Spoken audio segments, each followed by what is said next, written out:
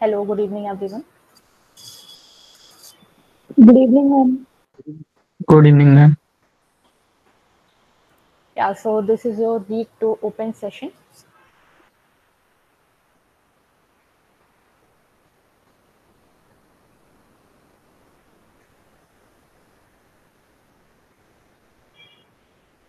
So my screen is visible now. Yes. Yes, ma'am. Okay.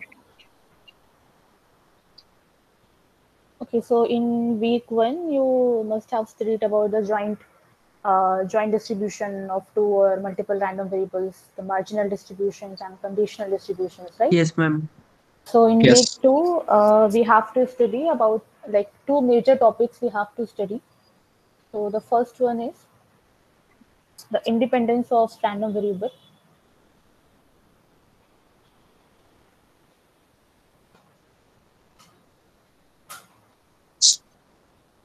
So in independence of random variable, we have to study about like two independent random variables. Okay, and then for multiple random variables.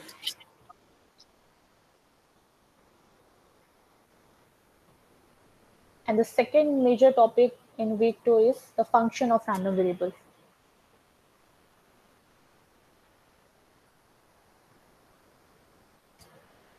Okay, so let's start with the first topic, independence of two random variables.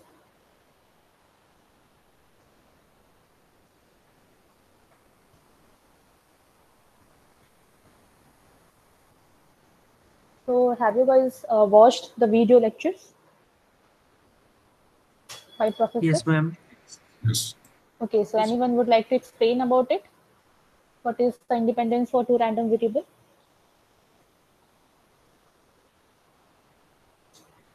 Anything? So the occurrence of one variable basically doesn't affect the other variable. So it is independent of each other. Yeah, it's correct. Okay, so suppose we have two random variables, suppose x and y. Okay, and the range of x is suppose tx. Okay, and the range for y is suppose ty. Okay, so two random variables x and y are said to be independent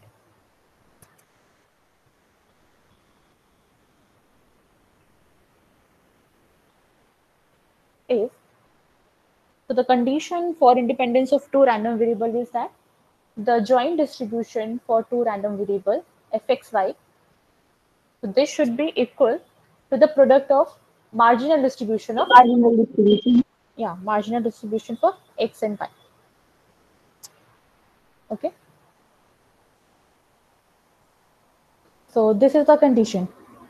Okay, so for all the values, okay, so like here I have written xy, or you can take t1 or t2 as well, as the sir has taken in their lectures. Okay, so like x is taking values t1, t2. Okay, so t1 and t2. Okay, so for all the values of t1, for all t1 and t2. Okay, so t1 is belonging to tx and t2 will belong to ty, right? So this condition should be true for all the values that x and y are taking. Okay, so this is the condition for the independence of two random variables. Now there is one remark.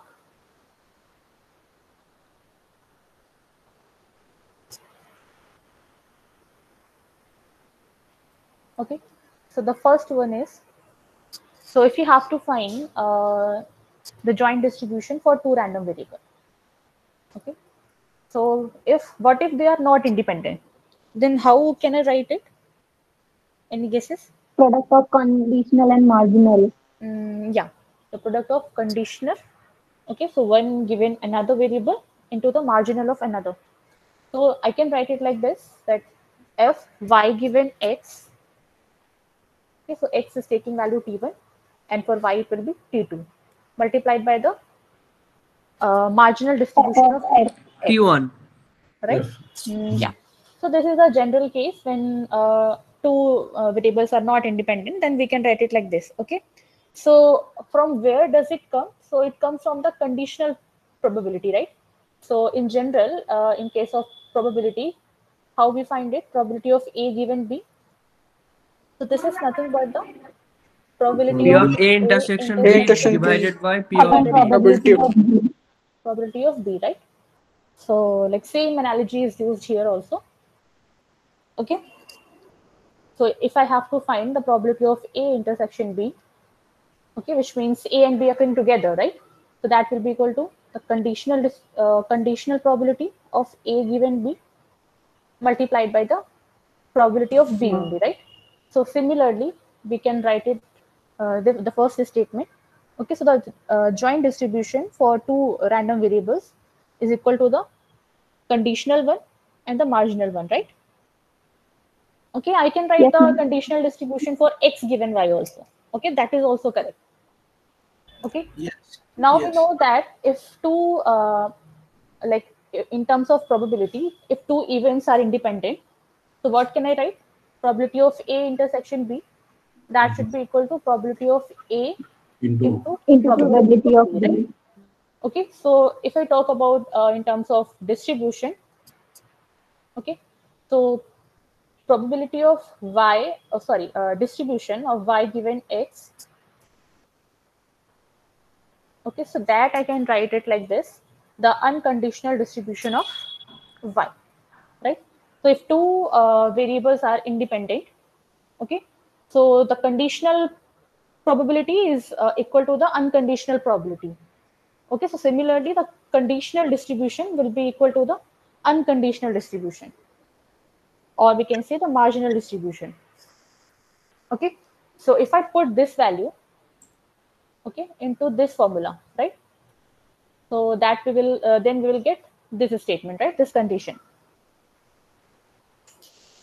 right? Yes, Yes. ma'am. Okay, so from 2, if I put this value in equation in 1, right? So that will be same as this one, right? So this is yes. how Right? we get this condition for independence of two random variables. Is it clear? Okay, Yes, Yes, ma'am. ma'am. so this is when, Could you elaborate a little more? okay, 1 minute. Kind of slipped off. Yeah. Okay, so this is when x and y are independent.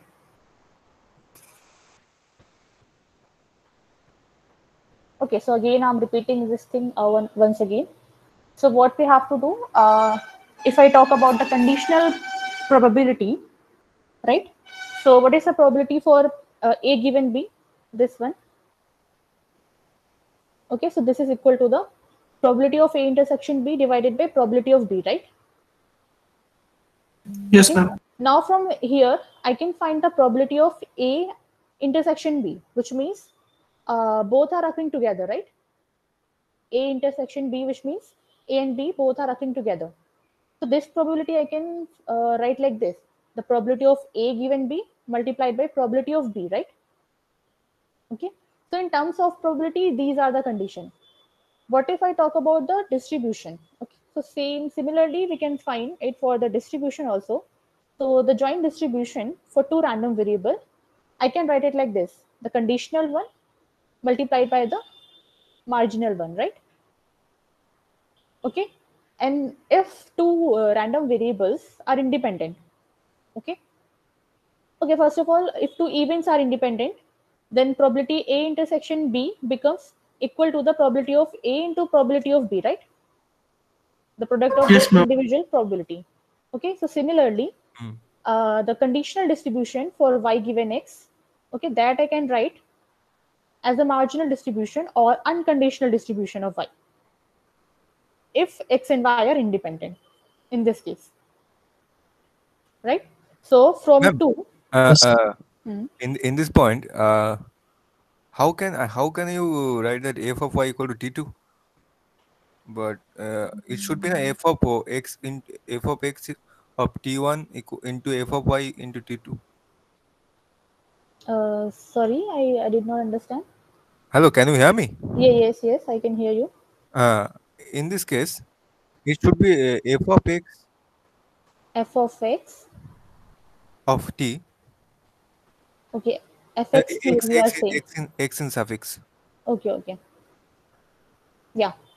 Then into f of y into f of y. of Okay. t2. That should be na. Yeah, that should be equal to fxy t1 comma t2, right? Yeah. If x and y are independent. Okay, Hmm. that's what I'm saying. Okay, so if x and y are independent, then this conditional distribution will be equal to the unconditional distribution, right? So what Yes. I have to do uh, in this place, Hmm. I have put this Just value. substitute that. Yeah, you just have to substitute this value and you will get this condition of independence. Right now, is it clear to everyone? Yes, Y is ma'am. not Yes, ma'am. conditioned on Yes, ma'am. Y is not conditioned on T1. It's independent. Yeah, it's both are independent of each other, right? Okay, ma'am. Okay, now let's see example. So,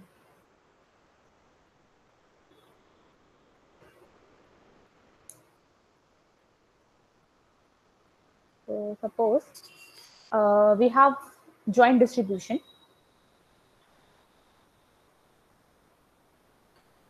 Suppose t1 is for x and t2 is for y, okay? And they are taking values 0 and 1, okay? So both x and y are taking values 0 and 1, okay? t1 is for x and t2 is for y, okay? So these probabilities are given as 1 by 4, 1 by 4, 1 by 4 and 1 by 4. Okay, so this is the joint probabilities we are given. Now we have to check, okay, if x and y are independent or not.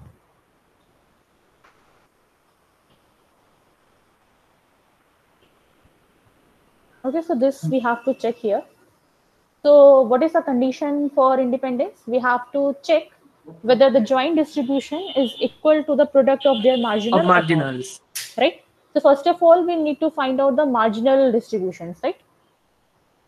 Yes, ma'am. Okay, so how can I find the marginal one? Marginal distribution for x and y? By Ma'am, we adding have to across add the rows and probability. columns. Adding up. Yes. Okay. So these are the values for y. Okay. So we will add these values and we will get the marginal for y here. Okay.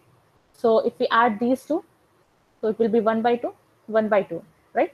So this is the marginal distribution for y at point 0, it is 1 by 2, and at point 1, it is 1 by 2. Similarly, we will find the marginal for x also. Okay, so that will also be 1 by 2 and 1 by 2, right? Now we have to check for each point, for each value that x and y are taking here. So suppose starting with 0, 0. Okay, so when both x and y are 0, the joint probability is what? 1 by 4. 1 by 1 by 4. 4, right? 1 by 2 into 1 by 2 into 1 by 4. Okay, so the joint probability is this one, right? When x is 0 and y is 0. Yes, Okay, ma'am. so from the table, you can So that is the find it. product of the marginals. So that's what we have to check here. Okay, so we have to check whether this product fx at 0 and fy at 0. Okay, so we have to find this value. So marginal of x at point 0, what is that value? 1 by 2. 1 by 2. 2. So this is the value of marginal of x at point 0, right? Okay, Yes, ma'am. so this is Yes. equal to Yes, 1 ma'am. by 2. Next is marginal of y at point 0. Half. So this is also 1 by 2. This also half. Okay, so from here we can see that fxy at 0, 0 is equal to the product of the marginal at the same point, right? Similarly, we have to check for other values also. Okay, so this is the case for 0, 0. Similarly, we have to check for 0, 1. Okay, which means when x is 0 and y is 1. Okay, next when 1, 0, when x is 1 and y is 0, and when x is 1 and y is also 1. Okay, so similarly you can find for the other values also. Okay, let's find it from the table itself. Okay, so what is the joint probability for when x is 0 and y is 1, 1 by 4. this value, 1 by right? 4. Okay, so each value is 1 by 4 only. So this is the correct position for the joint probability at point 0, comma 1. Okay, so Yes, ma'am. this product we have to check, right? So in the table, you can see like for all the values that x and y are taking, the product of marginal will always be equal to the joint probabilities, right? Yes. Yes. So here you can Yes. see that the condition is satisfied for all the values. Okay, so we can conclude here that x and y are independent random variables, right? Yes. Okay, now Yes, let's ma'am. see another example.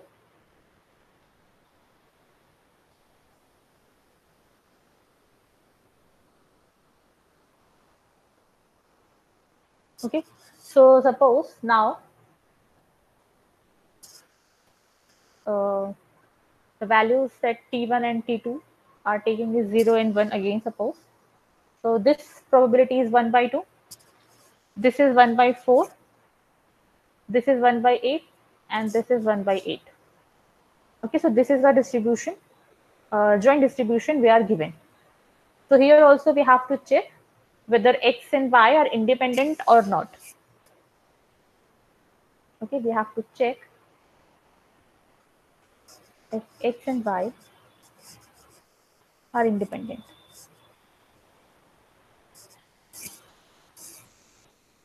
Okay, so let's check at point 0, comma 0. So the joint probability at point 0, comma 0 is what? 1 by 2. 1 by 2. Okay, and we have to find the marginal also. So that will be marginal for y and here for x. So this will be 3 by 4, right? And this will be 4 by 8 or 1 by 4. Yes. This will be equal to 5 by 8. Yes. And this Yes, one will ma'am. be equal to 3 by 8. P1.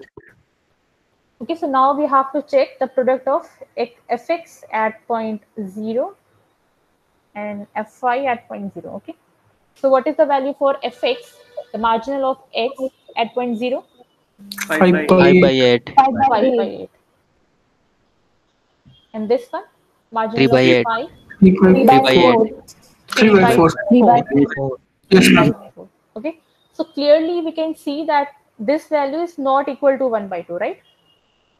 This Yes, value is ma'am. violating. So this is not independent. Okay, so we can see that the joint distribution at point 0, comma 0 is not equal to the product of marginal, right? So the condition of independence is not satisfied here. So now we can conclude that x and y are not independent, right?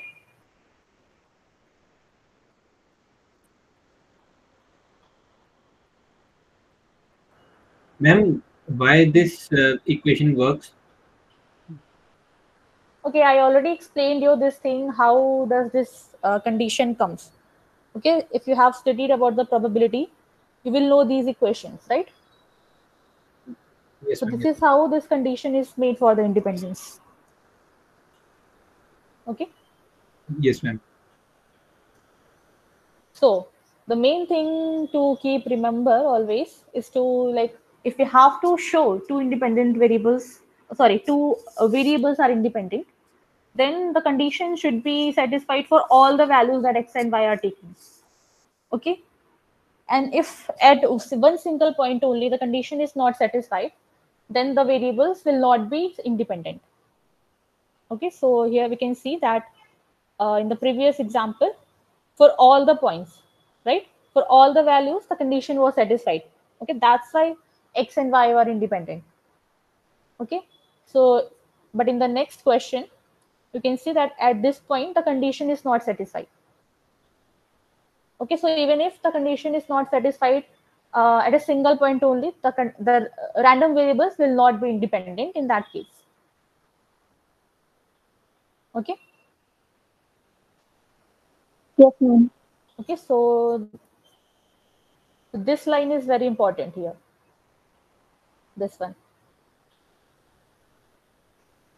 Okay. So remember the meaning of this line, like for all the values of t1 and t2. Okay, the condition should be satisfied.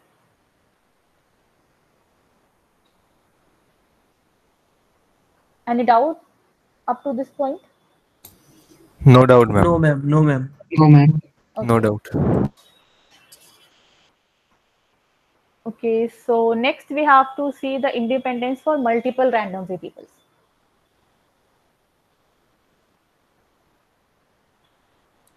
From here, week 2 will start, na? So the independence for two random variables is also in week 2 only. Yes. Yeah, so that's the content for week 2 only, right? No, sir, the something is in week 1 also. Okay. Just Okay. let me open But the independent of two variable is week 2 only. Yeah, it's in week 2 only. Okay. Oh, I have already studied there. That's why I can't. It was there in week 1. Week 1, yes. It's okay, no problem. Man, Okay, continue. yeah, whatever the week is, you should know the topic. Okay, don't worry about like in which week the topic is.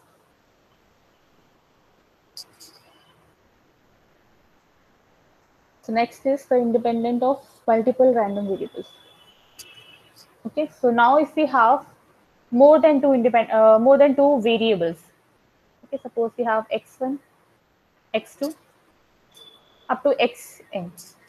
Okay, and the range of these x1, x2 up to xn is txi. So like if I generalize this xi, so this will belong in txi. Okay, so the condition for n random variables to be independent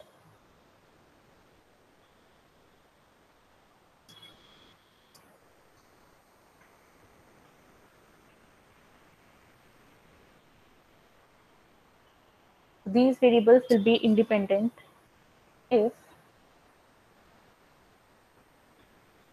the joint distribution of all these random variables, okay, joint distribution of x1, x2 up to xn, so that should be equal to the product of the marginal of all the n random variables, right? So x1, x2 up to xn, which are taking values t1, t2 up to tn. Okay, so this joint distribution should be equal to the product of their marginal. So kind of generalization.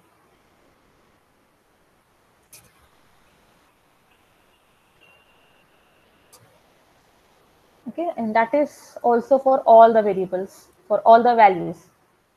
Okay, so for all ti's which are belonging in txi. Okay, so this is the condition for multiple random variable. Okay, so similarly we have to check here also, like joint should be equal to the product of marginal. Okay, next thing we have to study is the IID random variables. So do you understand by what is IID random variables? Yes, ma'am. Independent and their distribution should be identical. Yes.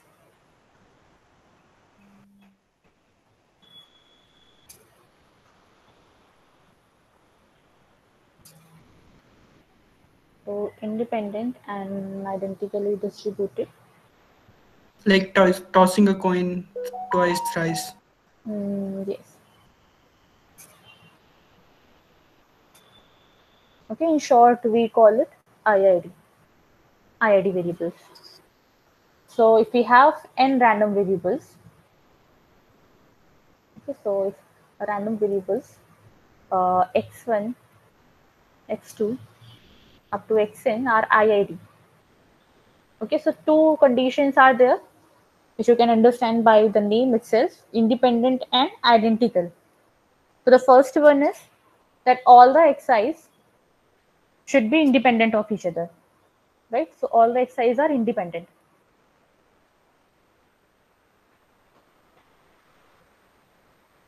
So this is the first condition. Okay, second one is identically distributed. Okay, which means the marginal distribution for xi's, marginal PMF, okay, for all the like of fx, marginal PMF fx, all these are identical to each other. Okay, so we can understand by example. So suppose we are tossing a coin 4 times. Okay, and now I am considering 4 variables here. Okay, so suppose we have 4 variables x1, x2, x3 and x4. Okay, and what is the experiment? So we are tossing a fair coin.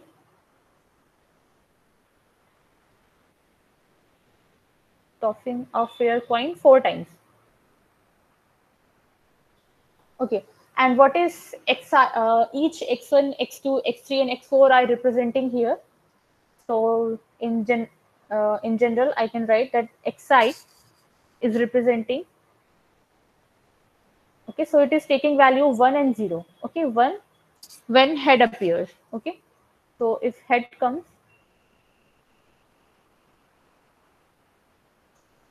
okay, at ith toss, okay, and it is taking value 0 if tail comes at ith toss. Okay, so you can understand that x1 will be taking value 1 if head comes at first toss, right? And 0 if tail comes at first toss. And for x2 is also taking value 1 when head appears at second toss. Okay, and taking value 0 when tail comes at second toss. Okay, similarly for x3, so x3 is for third toss. Okay, so if at third toss head appears, it will be taking value 1. Okay, and if at the third toss tail comes, it will be taking value 0. Similarly for the fourth toss also. Okay, so x4 is for the fourth toss.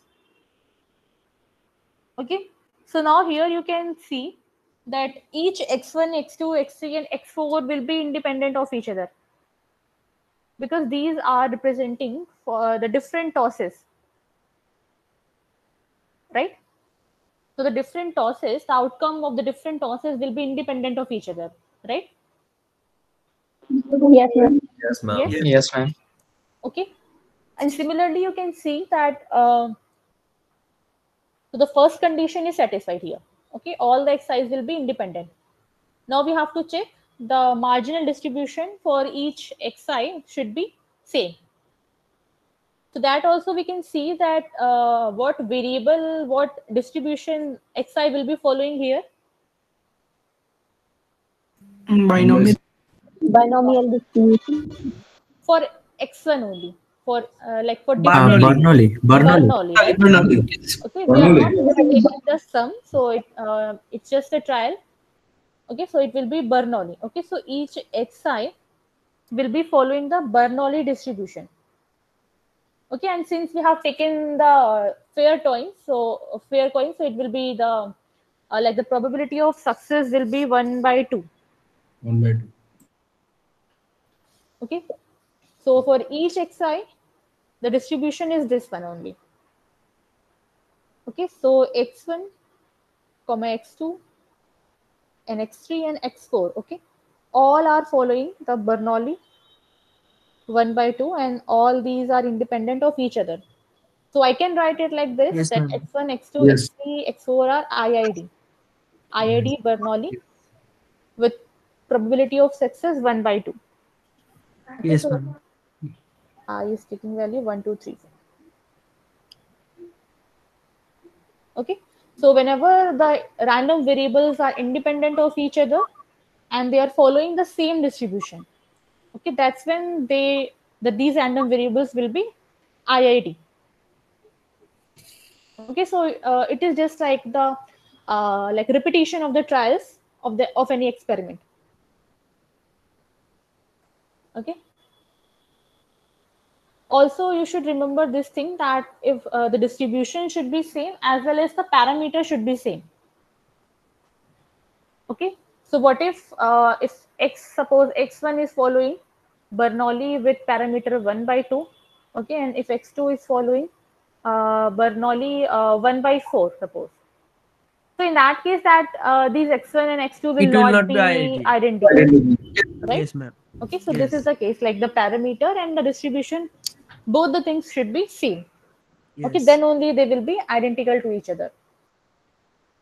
Okay, so these will be not identical. Yes, ma'am. Okay.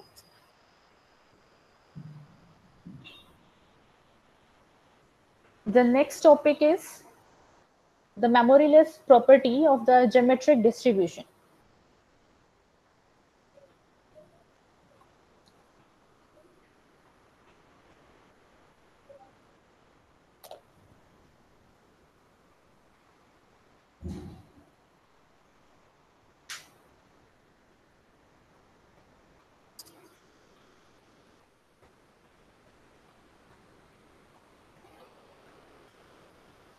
Okay, so what do you understand by geometric distribution? Anyone?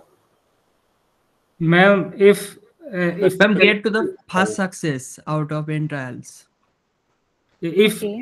if we are getting if we are not getting success in n trials, and if we want that in after given that the n success is not in n trials, what will the probability that in next trials, what will the probability?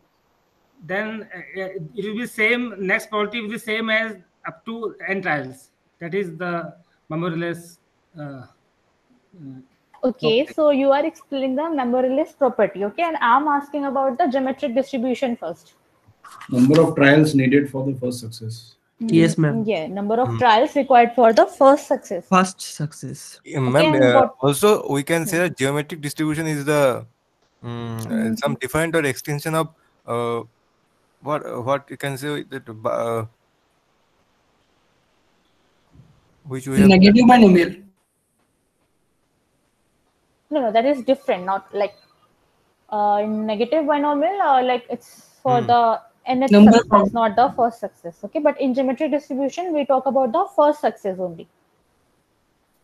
Okay. Okay, so or we can say the number of failures preceding the first success. Okay, so what is the PMF of geometric distribution? How I can write it? 1 minus P p into 1 minus p to the power k. 1 minus p to the power n. Okay, if I am 1 taking minus p it into for p. x, then what should I write here? So x minus 1 into p. X minus 1 into p. Okay. Yes. Okay. And what should be the range for x? 1 to infinity. 1 to infinity, right? yeah, Yes. it's a finite Yes, set. ma'am. Okay. So, okay, let me explain it again. So, geometric distribution here, it is explaining that for the first, like x is representing the number of trials we required for getting the first success, right? Or we can also interpret it like this, like 1 minus p. Okay, p is what? P represents the probability of success, right? Yes, ma'am. Okay, so 1 minus p will be the probability of failure, right? Yes. Failure. Yes. Okay, so what can you like interpret by 1 minus p to the power x minus 1? So like it is representing that x minus 1 failures are there before getting the first success. The first success. Okay. Yes. So at xth number of trial, we are getting the first success. Success. And up to x minus 1 trials, We are getting okay, failures. we are getting failures. Okay. Ma'am, one Okay. request from first you speak, after that anyone speak, it's a good because Yeah, sure, yeah. Yeah, sure. So we all should cooperate with this thing. Okay. There is one more form in which, in that way also we can write the geometric distribution. So here, what x is representing the number of trials. Okay. If we are representing it by the number of failures, okay, then in many books you can find it like this also. If x is representing the number of failures, then 1 minus p to the power will be x only, and the range will be starting from 0. Okay, so do not get confused by this. Okay, that is also a case. Is it clear? Yes, ma'am, clear. Okay, so suppose we have a random variable x which is following the geometric distribution with parameter p. Okay, and p is what? Probability of success. Now, first of all, we will find two things, and then we will talk about, like, we will interpret what is the memoryless property. So we need to find the two things: probability that x is greater than n, and in the second part we have to find the probability that x is greater than m plus n, given that x is greater than m. Okay, so the first is probability x is greater than n. So how I can write it? What should I? How should I solve it?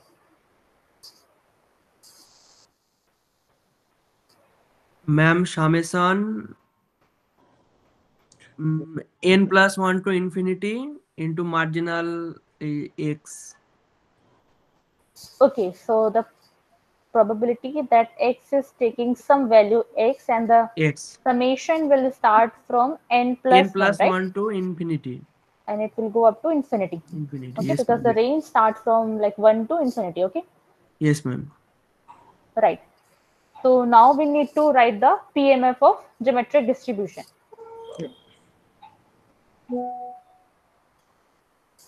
Okay, so this is what?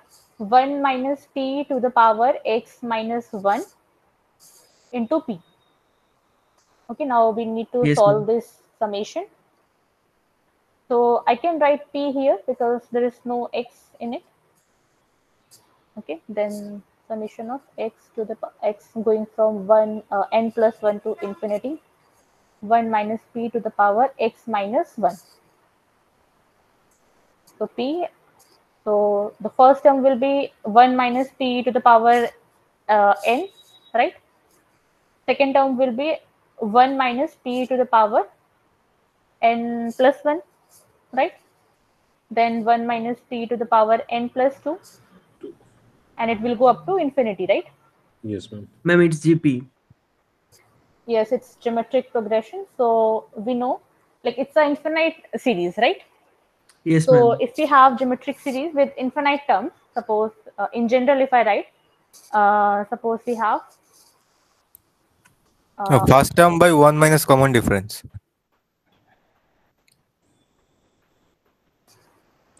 so if we have this series, okay, this is what infinite geometric series. Okay, sum of, then what will be the sum for this series?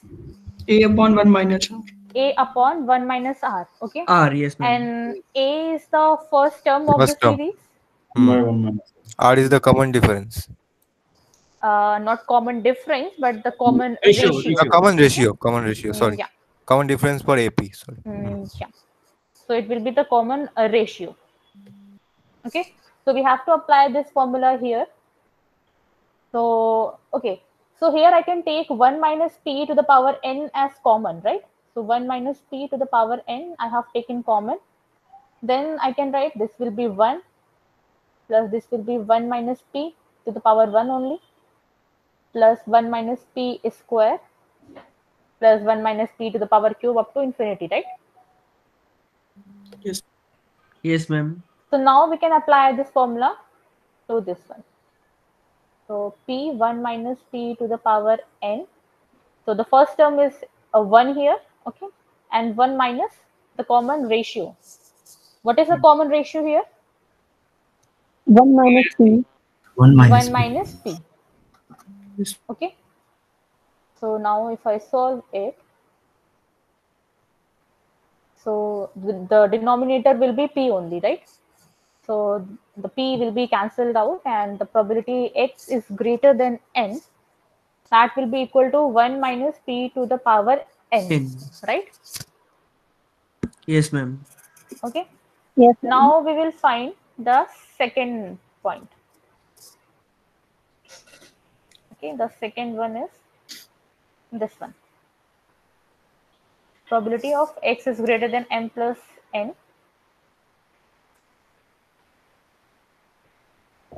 Ma'am, would it be the complement of the probability that we have just found out? Complement for what? The probability which we are going to find Hmm. be the complement of the probability that we have found.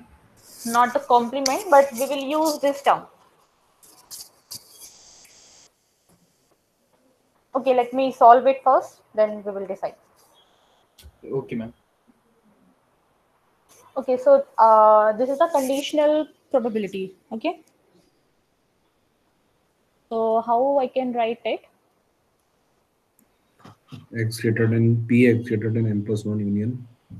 Okay, so x greater than m plus n intersection. Intersection. X is greater than m. Okay, and in X greater than m. X greater than m. X greater than m. Okay. Now, if I simplify it, the numerator part, what should I write then?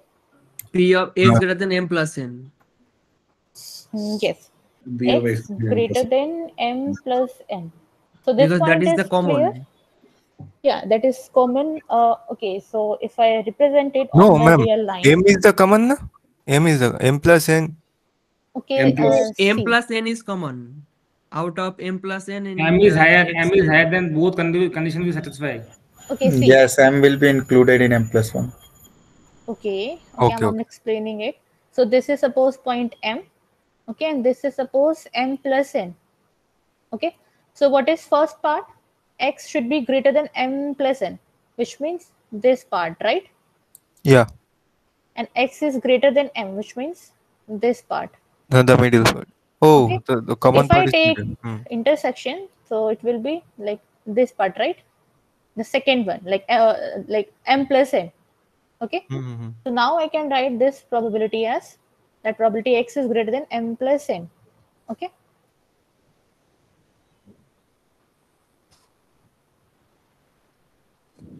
So in the first part, we have calculated this probability. Okay, if x is greater than some point, which is n here, that will be 1 minus p to the power the same point. Yes, ma'am. Okay, so if here n, then it will be n only. Okay. Yes, ma'am. Yes, ma'am. So we will use this first part. Okay. So numerator will be 1 minus p to the power m plus n. And the denominator will be 1 minus p to the power m. M. Okay. So this will be 1 by p to the power n. 1 minus p to the power n. Okay, so the probability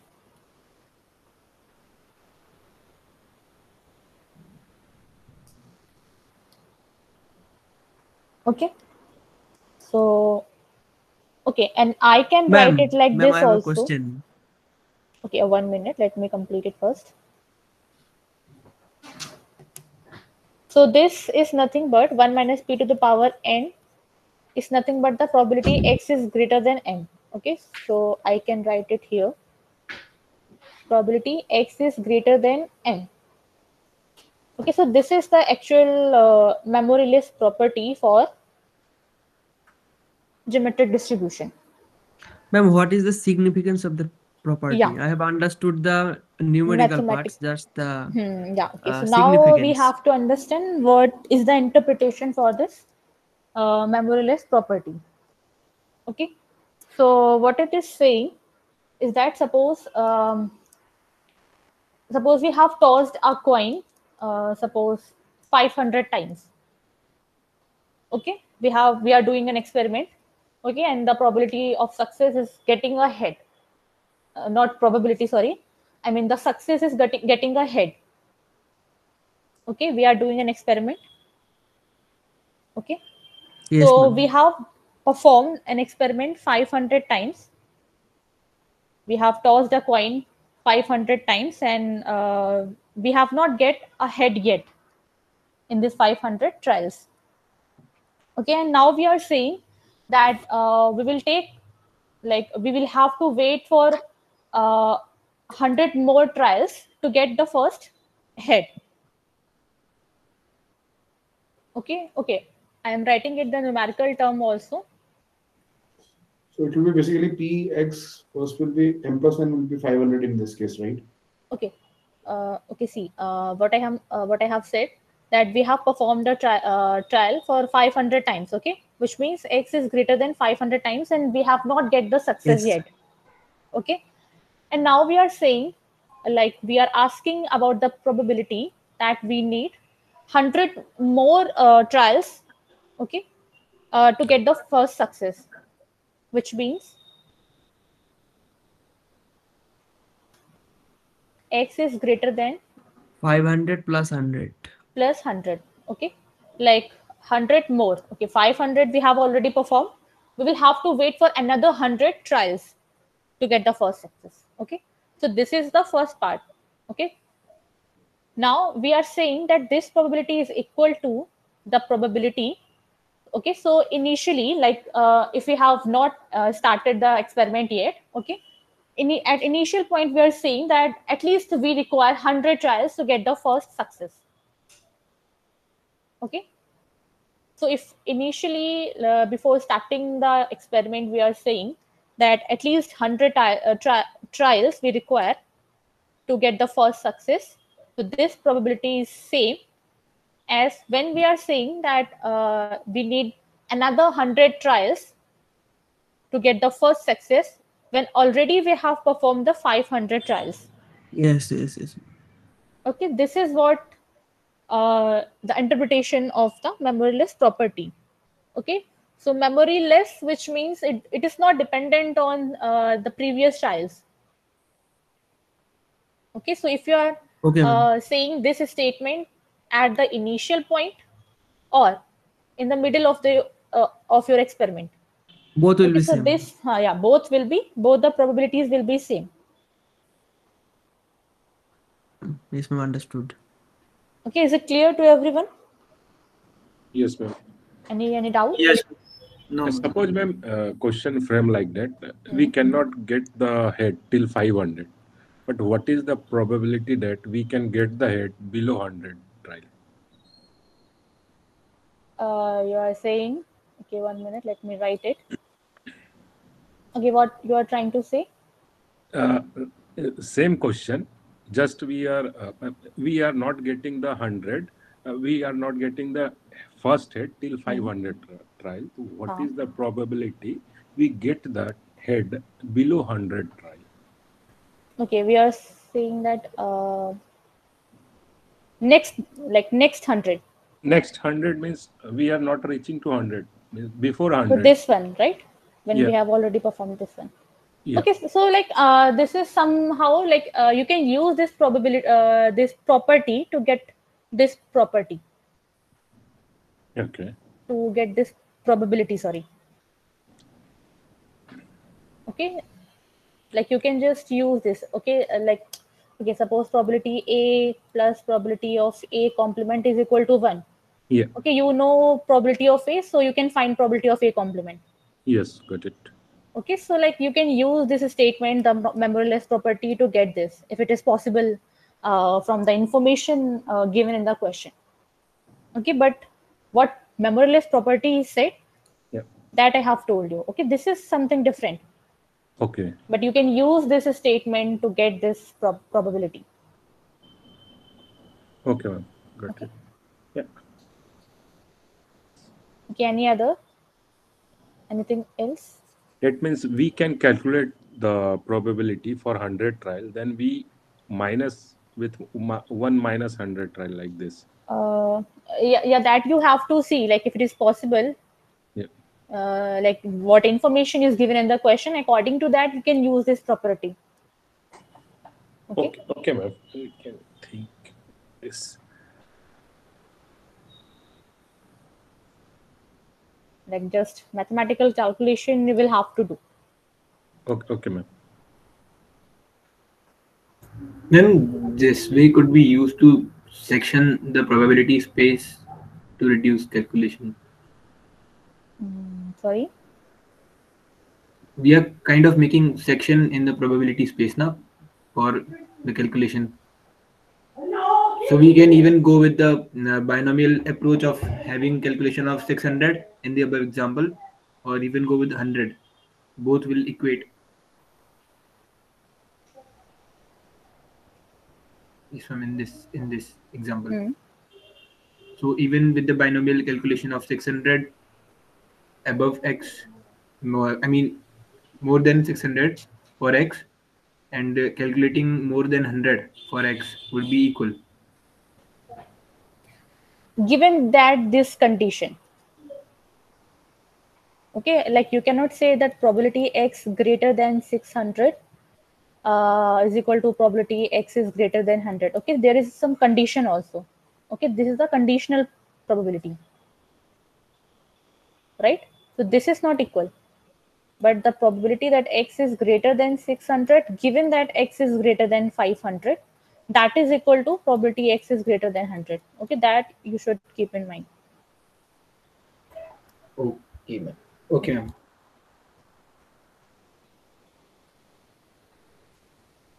Or if you try to solve it by using the geometric like PMF, okay, if you don't directly use this formula, then also you can get this the probability, and you will see that they both will be same. Okay, so like the questions will be given to you like this, that probability x is greater than 25, given that x is greater than 10. Okay, and you have to find it. So like you can use the probability that x is greater than 15. 15. Just Okay, 25 minus 10 I have to do. Yes. Okay, so that's how you can calculate it. I mean, the week 2 activity we have given with the making experiment in Python notebook. So we can even go with this geometric distribution now. Simple and easy to execute. Yes, you can surely use that. So we can plot the experiment like this head and tails random sample, and then we just have to calculate for how many trials we are getting the success. You can use it, but the experiment should be kind of like it should be should be following the geometric distribution. Okay, then only you can use it. The geometric distribution will be followed by the simple toss mass and number of tosses.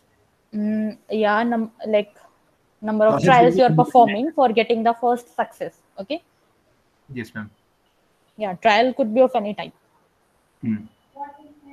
Okay, ma'am. Yes. So, any doubt up to this point, or should I move to the next topic? Next topic. Okay. English class won't take place. I'm not sure about the English one. Reading is also 9 from the 7. Okay, the next topic is the function of random variable. Okay, so independence part we have done.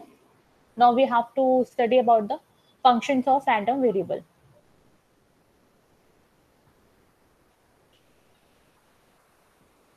Okay, so let's understand by a few examples. So suppose we have random variables x and y, which are following the uniform distribution and values 0, 1. Okay, now we have to study about the function of these two random variables.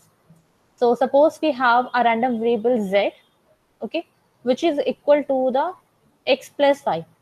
X plus y is what? The function of x and y, right? So z is what? Z is the function of x and y, right? Okay, so by like we have to take few variables, and if we perform some operations on them, okay, you will get some function of those variables. So here we have taken the sum of two random variables. Okay, now we have to find the distribution of z.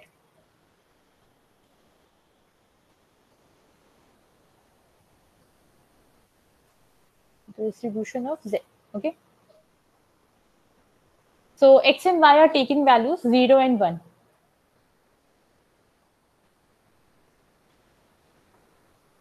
So if I make the possible combinations, so it will be 0, 0, 0, 1, 1, 0, and 1, 1, right? Yes. Okay, so these are the different values that x and y are taking. So these will be the possible combinations. So if I sorry, if I talk about the joint probabilities of x comma y, so like each combination is occurring for one time, that will be a 1/4, right? Yes, ma'am. For each case, Yes. for each combination. Okay, and now what will be the values for z for the different combinations for x and y? So z is equal to the x plus y. So here 0 plus 0 will be 0, then 0 plus 1 will be 1, then 1 plus 0 will be 1, and then 1 plus 1 will be 2. Okay, so z is equal to the x plus y. So from using this function x plus y, we have find the values for z. So now I can write that z is taking values 0, 1, and 2. Okay, so z belongs to, okay, like the range of z. So that should be equal to 0, 1, 2. Comma Okay, so 2. these three values z is taking. Now we have to find the corresponding probabilities also. Ma'am, 0 and 2 will be 1/4 and 1 will be half. Yeah. So 0 is occurring one time out of 4. So 1/4, and 2 is also 1/4. Okay, and 1 is 2 times. Okay, so for 1 it will be 2/4, right? Is it clear to everyone? Yes, ma'am. Yes, ma'am. Okay, so 0 with probability 1/4, 1 with probability 2/4, and 2 with probability 1/4. Okay, so this is the distribution of the PMF of Z. So you can write it like this also, like Z. Okay, so 0, 1, and 2. So that is 1/4, 2/4, 1/4. Okay, now you can check that this Z, like this PMF of Z, should also be a valid PMF. Okay, so the function of random variable will also be a random variable. So you can take the sum of these probabilities, and that should be equal to 1. Right? This should be equal to 1, right? Yeah, ma'am. Okay. Yes. And all the probabilities are greater than or equal to 0, right? Yes, ma'am. Okay, so this is like these two are the properties of a PMF. So you can check the properties. Z should be a valid, like this PMF should be a valid PMF. Yeah. Okay. Yes, ma'am. Yeah, so this is how we find the distribution for a function of a random variable. Yes, ma'am. Okay, so now we can take some another different examples.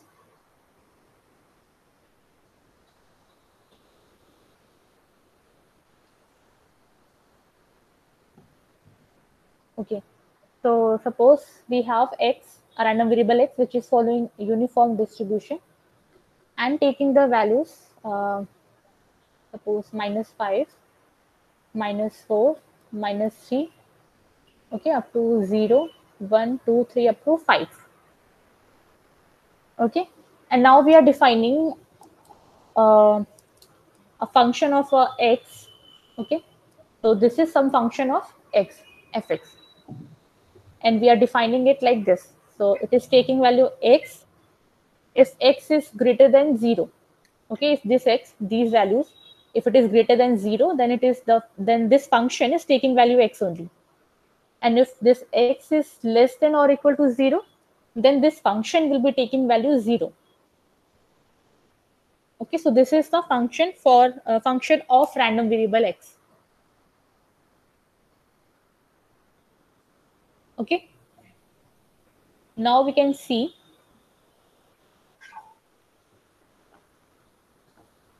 that x, okay, so x is taking values -5, -4, -3, -2, -1, 0, then 1, 2, 3, 4 up to 5.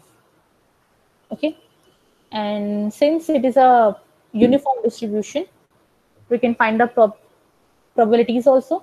So it should be 1 by 11. 1 by 11, right? Is it clear to everyone how 1 by 11? Yes, ma'am. Yes. Yes, ma'am. Yes, ma'am. Okay, so Yes, there is total 11 outputs. yes, so it's a discrete uniform distribution. Total 11 number of points are there.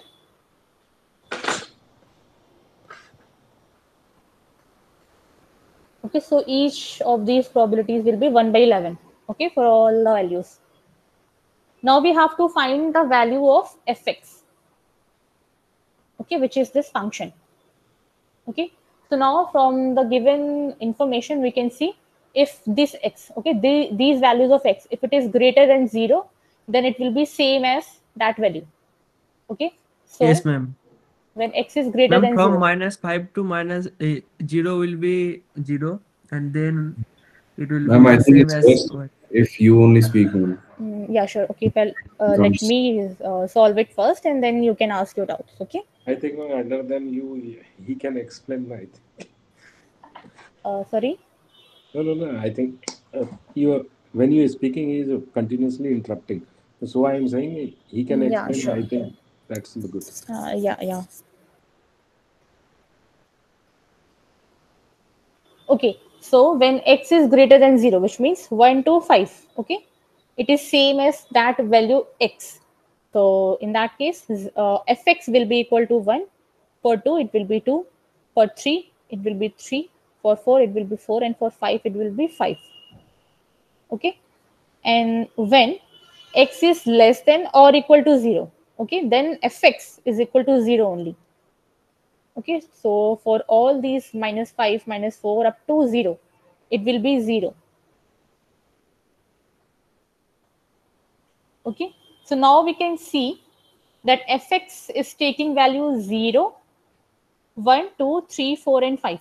Okay, so fx is 1, 2. Okay, let me write it in the PMF form.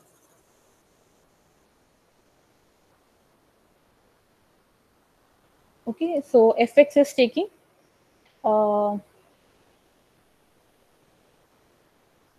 values 0, 1, 2, 3, 4, and 5. Okay, and the corresponding probabilities, we can see what should be these probabilities. Ma'am, 0 will be 6 by 11. Okay, so 0 will be 6 by 11. Okay, so you can see that out of 11 times, 1, 2, 3, 4, 5, and 6, 6 times 0 is appearing, right? So for 0, the corresponding probability will be 6 by 11. Okay, and all the other values 1, 2, 3, 4, 5 occurring for one time only. Okay, so for the other from 1 to 5, will be a 1 by 11, 1 by 11, 1 by 11, 1 by 11 for 1 to 5. Okay, now if you add, it will be 11 by 11, which is equal to 1. Okay, and all these probabilities are greater than or equal to 0, right? So both the conditions of PMF are satisfied here. So fx is also a valid PMF. So like PMF of fx will be valid. Is it clear to everyone? Any doubt? Yes, ma'am. No. Okay.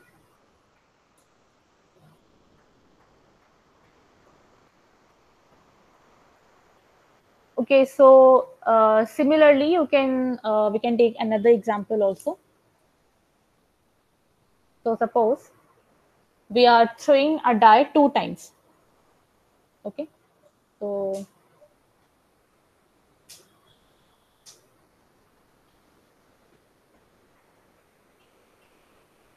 okay, and we are defining two random variables, x1 and x2. Okay, x1 is denoting the number of number at the first die or the first row.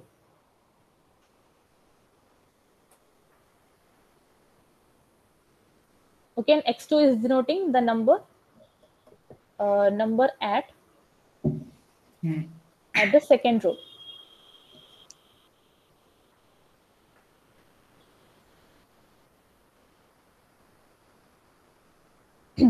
Okay, now we are defining another random variable which is the function of x1 and x2. Okay, so I am taking as the sum of these two. So what z will be representing? Z will be representing the sum of the number on the two die, two rolls of a die, right? So what values z should be taking?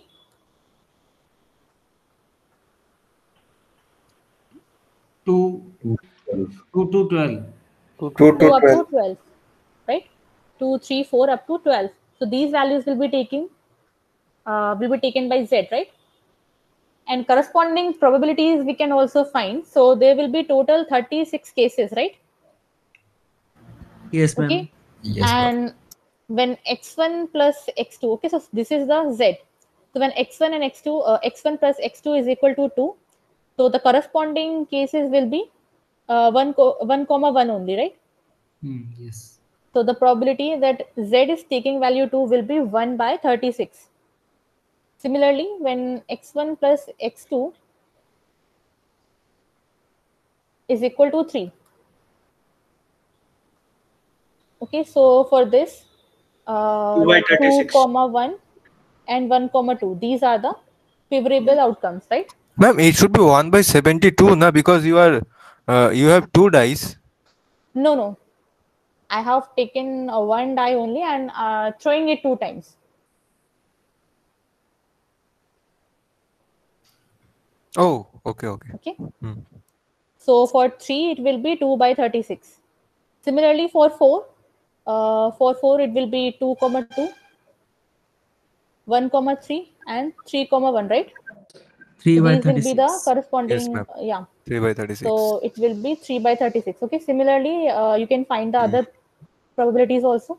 For 12, it will be 6 comma 6. So only one case. So 1 by 36. Okay. So this is how we can find the Hello, ma'am. distribution of Z. Yes. Ma'am, Z 2 to 12, ma'am. I don't understand. Okay. See, what is X? X is the number. Okay. First of all, what is the experiment? We have one die and we are throwing it 2 times. Okay. So Yes. X is representing Yes. the number on the first roll when we are throwing the die for the first time, and x2 is the number at the second roll, okay, when we are throwing it for the second time. Okay, Okay. so if you take the sample space, it will be 1 comma 1, 1 comma 2, like this. Okay, so that there will be 36 total outcomes, right? Yes. Now the function of random variable that we are taking is z, which is x1 plus x2, okay, which means sum of these two numbers. Okay. Okay, ma'am. Okay, so it will Okay, I start understand. from 2 and will go up to 6 comma 6, which is 12. Okay, so Okay. now Okay. you can find the corresponding probabilities. Is it clear now? Okay, ma'am. Yes, clear. Yes, ma'am. Okay, yeah. So this is how like we find the distribution for the function of random variables. Okay, next is sum of two random variables taking integer values.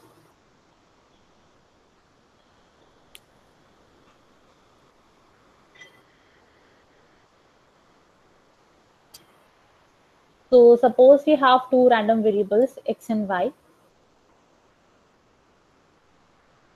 Z is another random variable which is function of it. So it is x plus y. Okay, so I can write that probability z, okay, at some point small z. How I can write it? Z is equal to x plus y, right? And taking any value small z. Okay, so that should be clear to everyone that we denote random variable by the capital letters and we denote its value by small letters, right?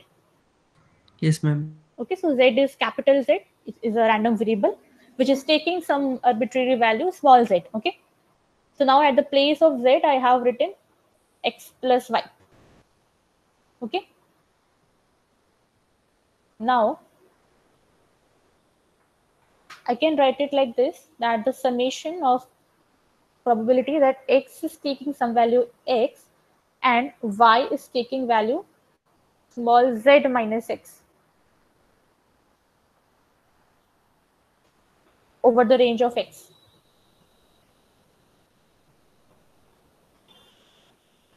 Is it clear to everyone how I write this?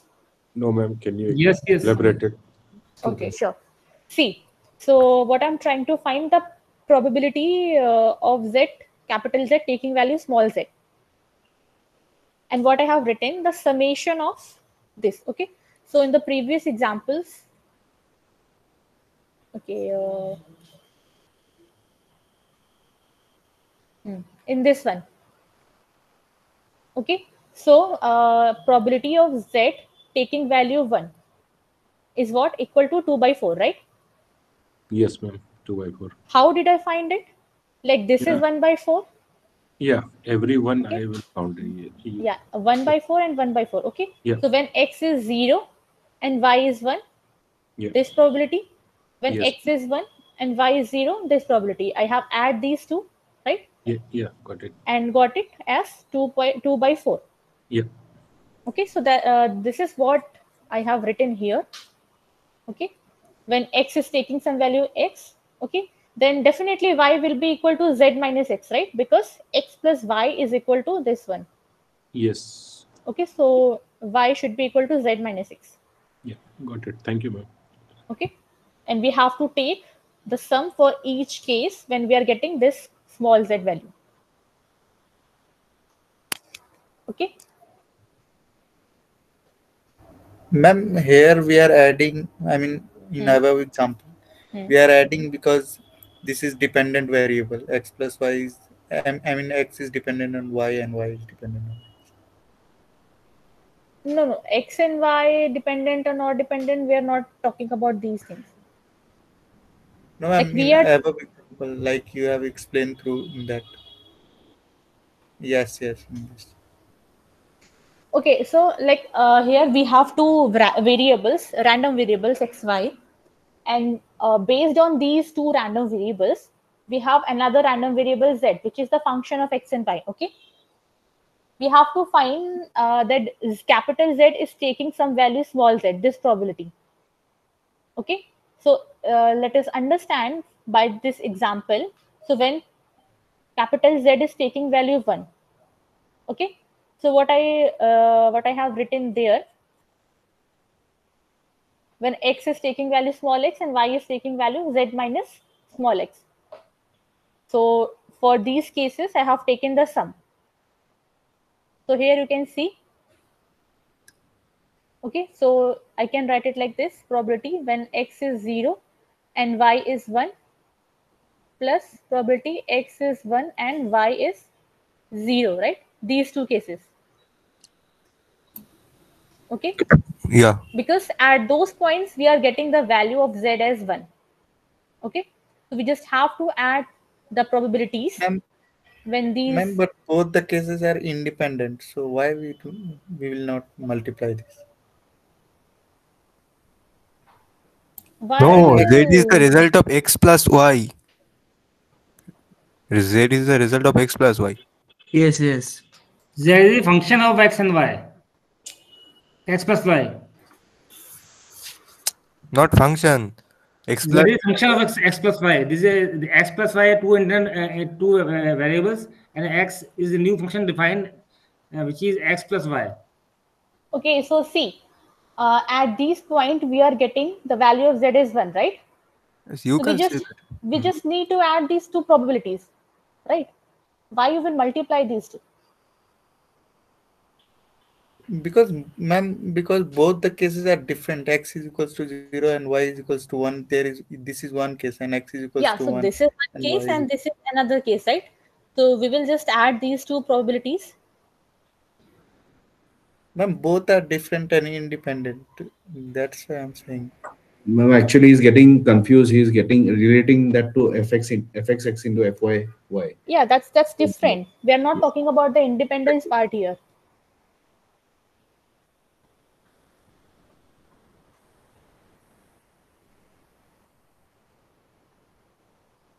Are you getting my point? Yes, ma'am. Can you please explain once again this? Okay, see. Okay, how we are trying to find the values. Okay, so first of all, just forget about the independence part, okay, and focus here only. How did we find the values of z here? So z is equal to x plus y, right? So this is how we got these values of z. Okay, 0, 1, 1 and 2. Okay, so what we do, so we have written the values first, right? 0, 1 and 2. Now we have to find the probabilities for those points. Okay, so you can see that for this corresponding probability is 1 by 4. For 2, the corresponding probability is 1 by 4. Okay, and for 1, we have these two. So we just need to add these two, right? Because for these two cases, you are getting the value, same value 1. Okay, so for getting the probability corresponding to 1, you just need to add the probabilities for different cases. Now you can see if you, okay, now only you can check. Okay, so when you have probability of 1, getting 1 is 2 by 4, then if you add it, it will be equal to 1. If you multiply it, it will be 1 by 8, okay, and the summation will not be equal to 1. Okay. Okay, like favorable outcomes divided by the total outcome, something like this. Okay, so this is what I have written here. Okay, so probability of getting some value is how we find it. We just have to add the corresponding uh, possibilities of x and y. Now is it clear? Yes, ma'am. Okay, don't get confused with the independence part. That's different. Okay, so now I can write it like this. This is what the joint probability of x and y, right? This term Yes. is the joint probability of x and y. When x is taking value small x and y is taking value z minus x. So I can write it like this also, like fxy, joint distribution of xy. Capital X taking value small x, capital Y taking value z minus x, right? Yes, ma'am. Yes.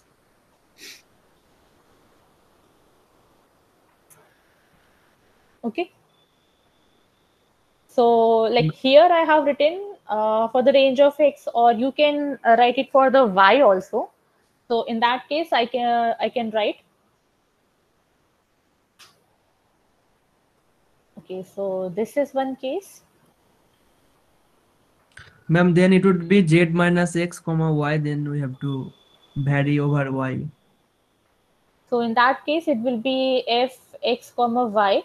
Okay, so x will be taking, okay, y is taking value small x, small y. X will be taking value z minus y. Z minus y. Similarly, yeah. And you can write Yes, the ma'am. summation as like this. Yes, Okay. ma'am. So like just for representation, we can write it like this. Okay, but the same process we are following here also. Okay. So Yes, is it ma'am. clear till this point?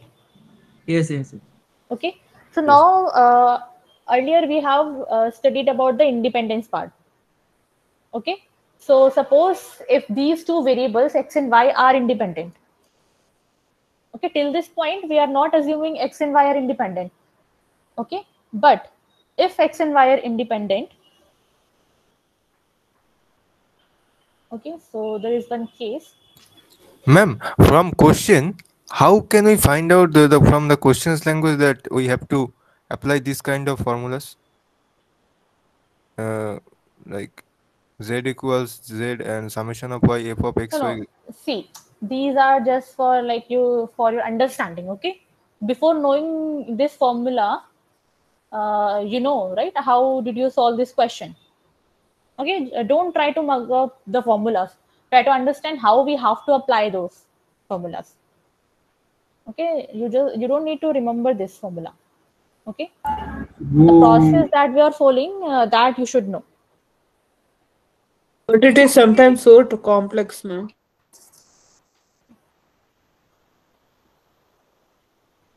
Okay. See. Okay. Wait. You will So, understand it. so ma'am, we are clustering independent variables into a variable by defining a function. So this way we can relate Okay. many variables together. So see, this is the generalization. Okay, what we have done in the previous questions. Okay, like if we have to find, okay, so the z is a function of x and y, x plus y. Okay, now we have to find the probability that z is taking some arbitrary value small z. Okay,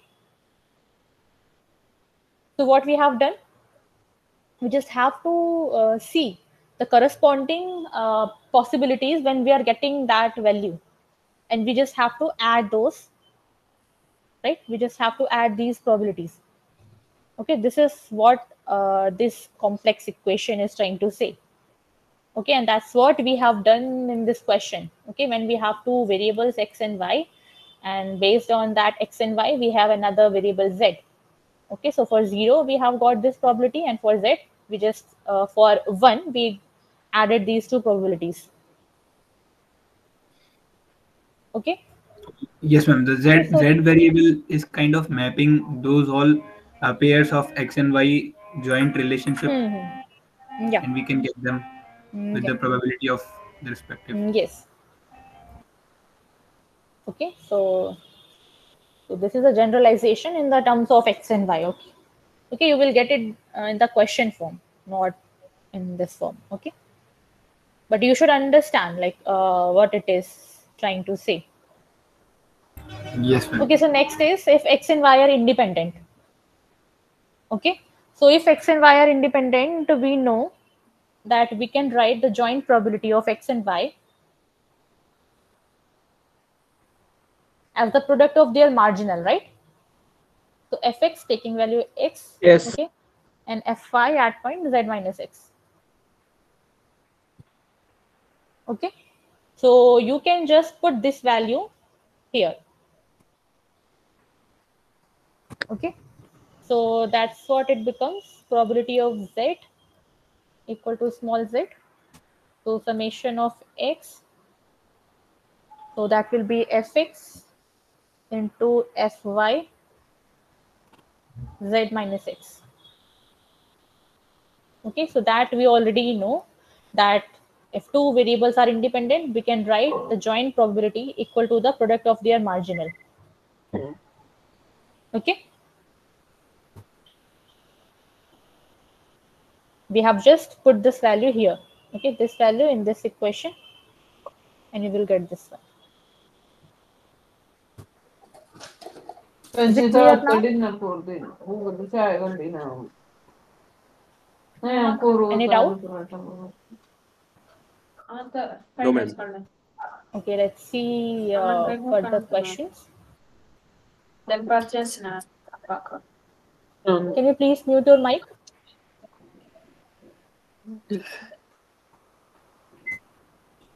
Okay, now we have to see sum of two independent Poisson random variable.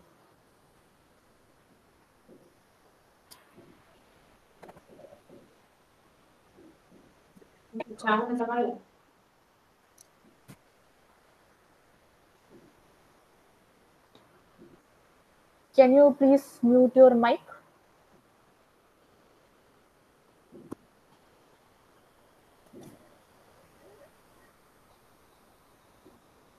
Yes, ma'am. Someone's mic is always on. Madhav, I think. Okay, whoever is it. But he is not aware of it. Okay, leave it. Okay, see. Now the next topic is sum of two independent Poisson random variable. So now suppose we have random variable x which is following Poisson distribution with parameter lambda 1 and another random variable y which is again following the same Poisson distribution but with parameter lambda 2. Okay, so these are two independent random Poisson random variable. Okay, these two are independent of each other. Now we are taking the sum of these two, okay, which is represented by z. Okay, now this is the sum of two independent Poisson random variable. Okay, so now if I find this thing, the distribution of z, okay, so the distribution of z will be written like this, right? Marginal distribution of x, z. Is it clear or not? Yes, Like ma'am. marginal Yes, distribution clear, of ma'am. x is written like this, so z will be this. Okay, Yes. so how we Yes. find the marginal distribution? We just take the sum of Sum of all rows. joint distribution, right? Yep. So now we can use these statements that we have solved here. So you can see that P probability of z at point z. Okay, so we have to write it like this: joint distribution, and we have to take sum over it. Okay, and since we are taking independent random variables, we can use this formula, right? We can use this one. So the joint distribution, we can write it like the product of the marginal. Okay, so by using this one, we can write it like this, that fx and fy at point z minus x. Okay, because z is again x plus y. Okay, and here also we took z equals to x plus y only. Okay, is it clear to everyone? Yes, Yes. ma'am. Okay. Yes, ma'am. Now what we have to do, we just have to write the PMF for Poisson distribution. Okay, so this is x. Okay, what should be the range of x here? 0 to infinity. Okay, so in Poisson distribution, we know that the range of x starts from 0 and goes up to infinity, right? But here you can see that what is like z is equal to x plus y. Okay, so the minimum value that x can take will be 0 and the minimum that y can take will be 0, right? And when the minimum value that y can take is 0, okay, so what should be the value of x when x to make x plus y equal to z? X is Z, equal right? to Z. Z plus 0 equals to z. Okay, so you can see by this equation, by this constraint, that the maximum value that x can take will be z only. So the upper limit should be z, because we have this constraint also. Otherwise, the range is starts from 0 and goes up to infinity.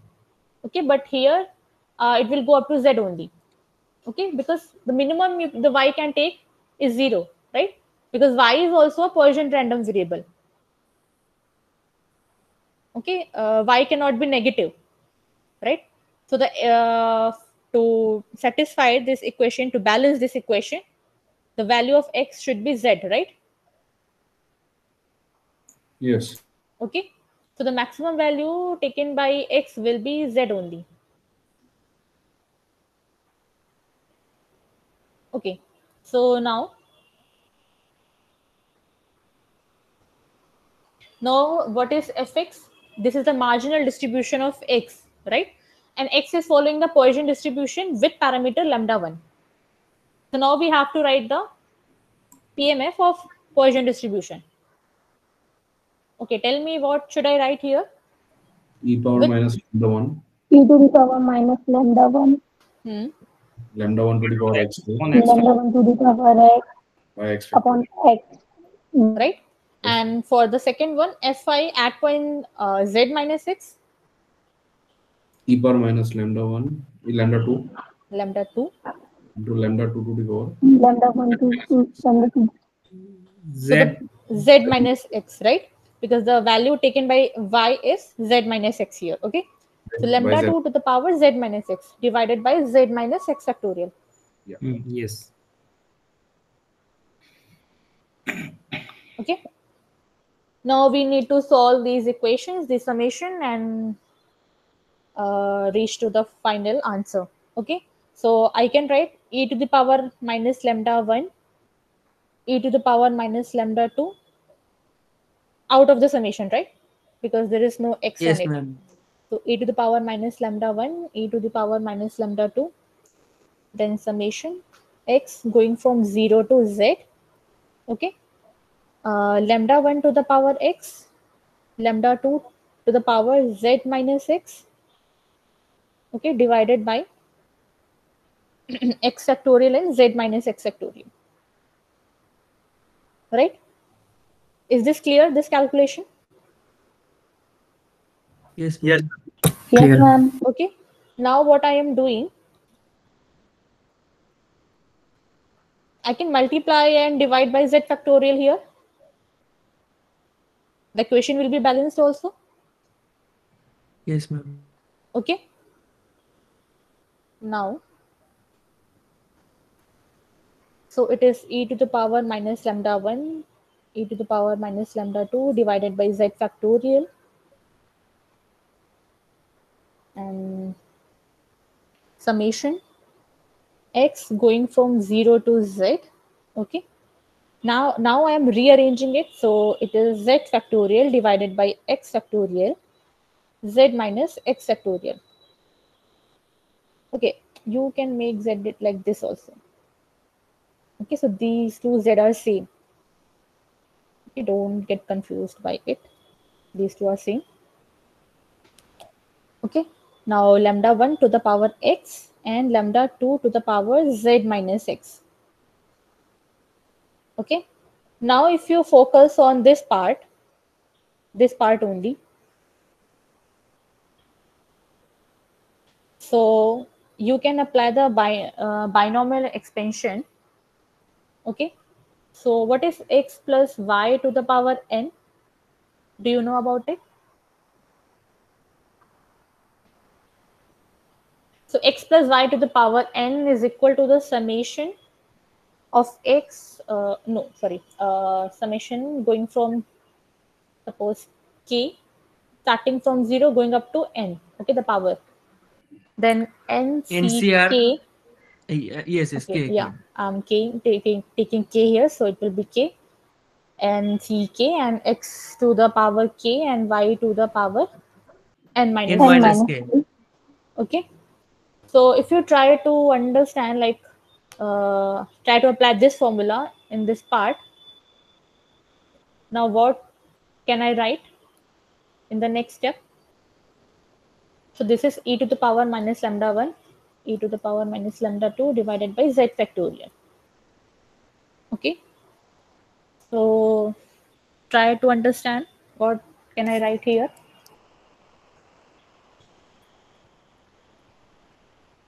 Ma'am, these calculations are so tough. Okay, what did you like, where you don't get it? Like, I don't know this expansion. Then how will I solve in exam? Then you should know it, right? This is the formula. Okay, we don't need to understand the derivation of this formula at this point. Sorry to interrupt, ma'am, but this formula that you have written down, this is the formula for binomial expansion, right? Yeah, binomial expansion. Okay. In this. Ma'am, lambda 1 plus lambda to the power z.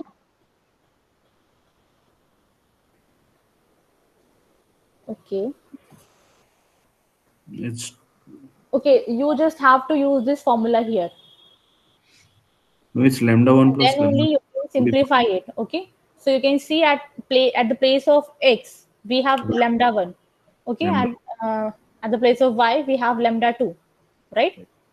So lambda 1 plus lambda 2. And the power will be equal to, here it is n. Okay, if you compare Z. it will be z. Z. Okay. Z. So lambda 1 plus lambda 2 to the power z. Okay. You need to use this formula or the expansion to simplify the calculation. Okay. So now if you look at this step, what it is written here. Poisson lambda 1 plus lambda 2. Yes.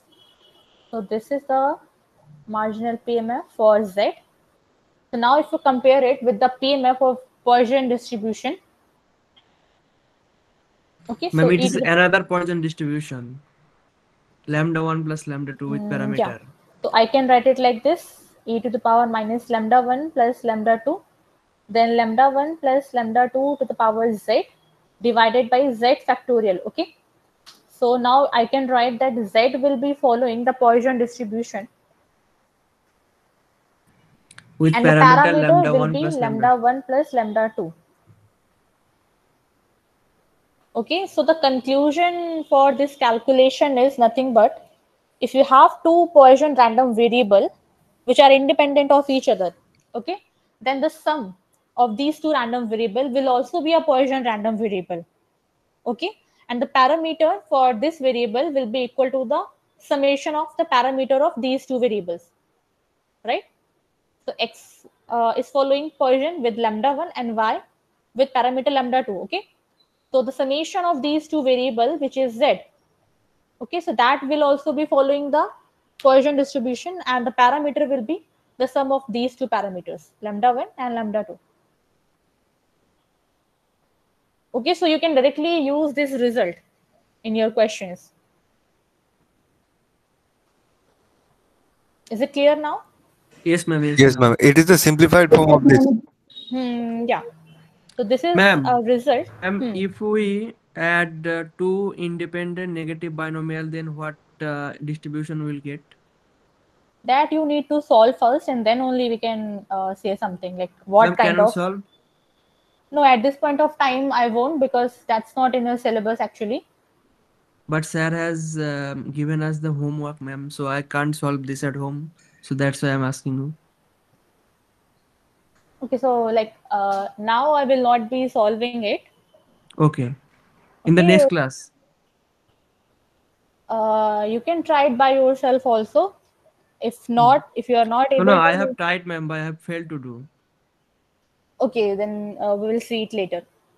Okay. In the next class, probably. Because negative binomial is not in your syllabus, so that's why I will not be discussing it right now.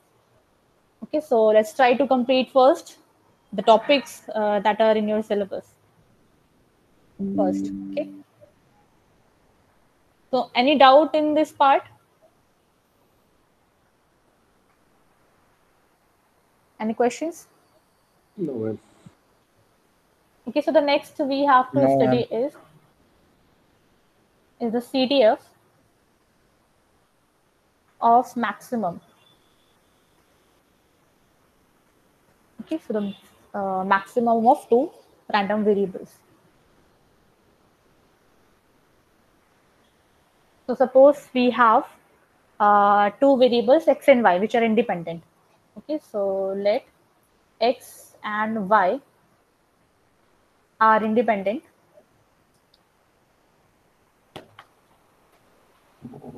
Okay, and we have a random variable z. okay, which is defined as the maximum of x and y. Okay, so now we have to find the CDF of this maximum of x and y, which is z. So we have to find the CDF of z. We know that the CDF is defined as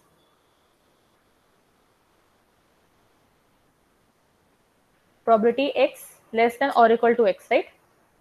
So this is how we define the CDF. Now if I have to write the same thing in the form of z, it should be z less than or equal to small z, right?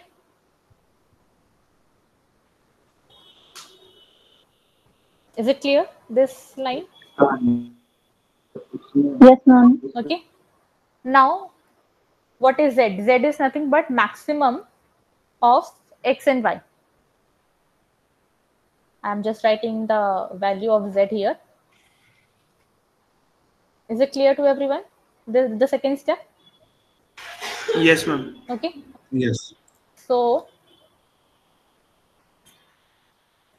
now can I write it like this, that the maximum of x and y is less than or equal to z?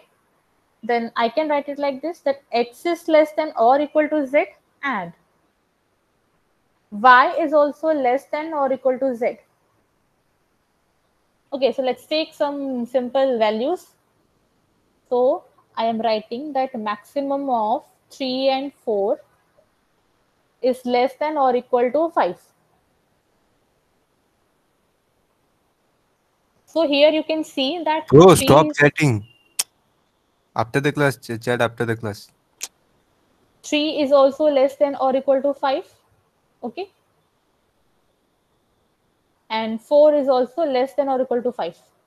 So here we know that 3 is not equal, so we will not write it. But here in the generalization, we can write that x is less than or equal to z and y will also be less than or equal to z, right? Now is it clear? Yes, ma'am.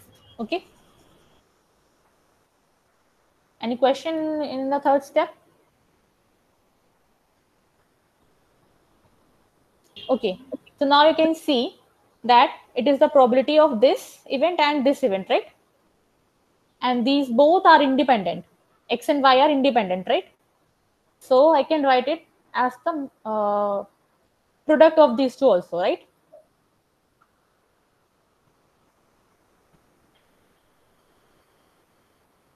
Is it clear? Yes, ma'am. Okay, Yes. because x and y are independent. Okay. Yes, So ma'am. the AND part or the intersection part will be equal to the product of these individual probabilities. Okay.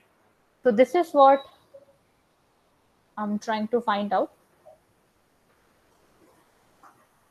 Okay, and also I can write it like this, that the CDF of the maximum of x and y, which is z. Okay, so this is what? This is also the CDF of x at point z, right? And this is the CDF of y at point z, right? So this is the final result. Now is it clear? Any doubt in the calculation part? No, ma'am. In No, ma'am. example, can you explain with some example? Yes, ma'am. Madam, it will be summation of all the ranges or value ranges of x, na? Ranges of x and y. Yeah, like for all the values of x and y. Okay. Okay. Okay, so since we don't have enough time, okay, so let me complete all the topics first. In the next session, we will be taking all the questions. Okay. Okay, ma'am. Thank you. Okay, so the next topic that we have to study. So here, like the result is saying that the CDF of maximum of two independent random variables, okay, that is equal to the product of their individual CDFs. Okay. Yep. Ma'am, suppose here mean is there, then how can just 1 minus max? Minimum, right? Yeah, Yeah. So accordingly, you can do that calculations also. Okay. Like here I am taking maximum which is less than or equal to 1 z. Z, yes. So 1 minus you can take. Okay, we are going to solve some questions for the minimum of variables also. Okay. The next question is based on the minimum. Okay, so let's see that. So suppose we have x which is following geometric distribution with parameter p. Okay, and we have another random variable y which is following symmetric p again. Okay, now we have to find the distribution of minimum of x comma y. Okay, and here also x and y are independent.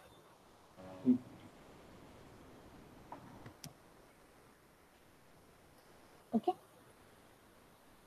so now let's see how we do the calculation for the minimum part. So for finding out the distribution of minimum of x and y, so first we will find the probability that minimum of x comma y is greater than or equal to k. Okay, k is some value, you can take r or x or y, anything. Okay, like we are just taking a random value x. Okay, so now, okay, so similarly as I have written here that maximum of two random variable is less than or equal to some value. So in that case, x is also less than or equal to z and y is also less than or equal to z. Okay, so if the minimum of two variables is greater than some value, then definitely these two, both the two will be greater than this k, right? So x is also greater than or equal to k. Yes, ma'am. And y is also greater than or equal to k, right? And here also x and y are independent of each other. So I can write it like this: x is greater than or equal to k multiplied by probability that y is greater than or equal to k. Right? Yes, ma'am. Any doubt? No, ma'am. Till now. No, ma'am. Okay. Now see. We know that x and y are following geometric distribution with parameter p. Okay, so if you remember, we have solved this part in the memoryless property, right? So this value will be equal to 1 minus p to the power k minus 1. Yes, ma'am. And this one will also be 1 minus p to the power k minus 1. Okay, so if you want to know how this value came, you can solve it by yourself by using the PMF of geometric distribution. Okay, I have already solved it. Yes, yes. Okay, so similarly, you will find this value. Now I can write it 1 minus p to the power 2 k minus 1, right?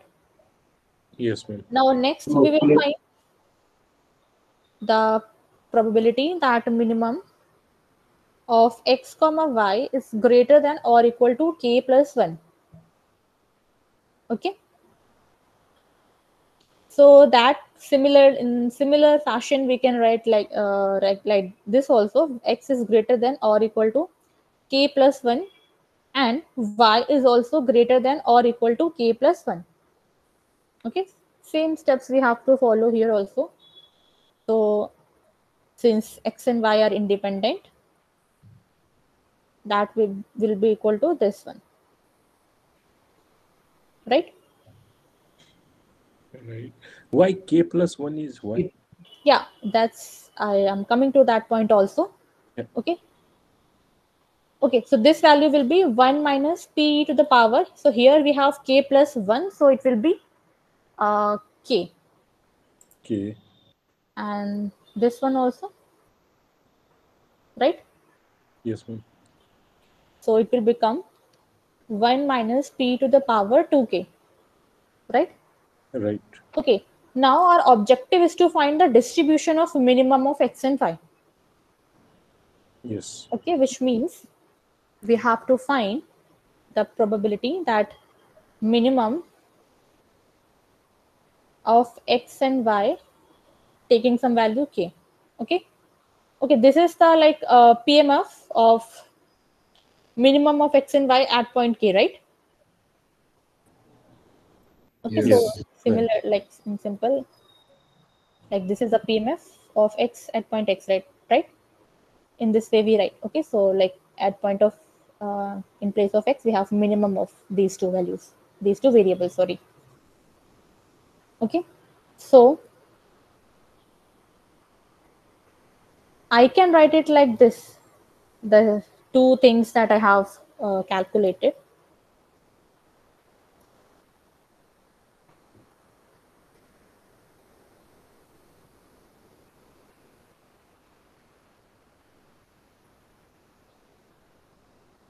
Okay, now try to understand this part. If I represent it on the real line, suppose this is k and this is k plus 1. Okay, so this variable is greater than or equal to k, which means this part, right? And this is greater than or equal to k plus 1, which means this part. Yeah. Yes, ma'am. Okay, what I am doing, I'm subtracting this part. Also, we should know that geometric distribution is a discrete distribution, right? Right. Right. So if I if I subtract this probability from this, we are only left with this part, right? This probability only, because Yes. there is no point between k and k plus 1. Yes. So we will be getting the probability at point k only, which is this one. Okay. Okay, so in this way we are trying to find out the distribution of minimum of x and y. X and Y. So these are some like mathematical calculations that we are doing here to get this probability. Okay, now we have already found those values. So minimum x, y greater than or equal to k is 1 minus p to the power 2k minus 1. So I can write 1 minus p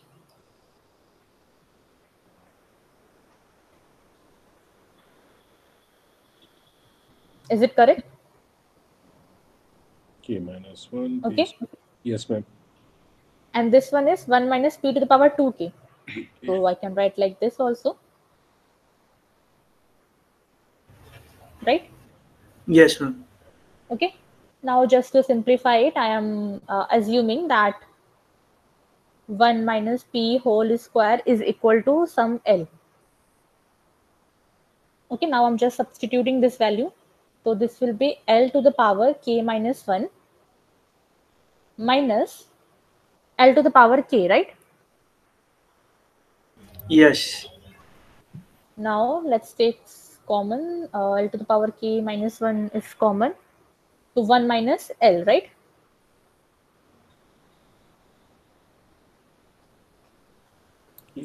Yes, ma'am. I have just taken L to the power k minus 1 as common. Yep. Okay, so this will be L to the power k minus 1 into 1 minus L. No, ma'am. How can it be 1 minus L? L by L. Yes. K L to the power k minus 1. We can do it k minus 1 into k. I have just taken L k minus 1, L to the power k minus 1 as common. If Yes, you ma'am. multiply it in this bracket, you will get the same thing, right? Yes, ma'am. Same No, thing. ma'am, but yeah, got it You can now. solve it. Okay, Take okay, some okay. time. If you will take L to the power k, then 1 upon L Yes, got minus it now. 1. Okay, fine.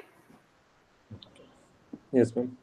Okay, so this is what probability of minimum of x comma y is equal to some point k.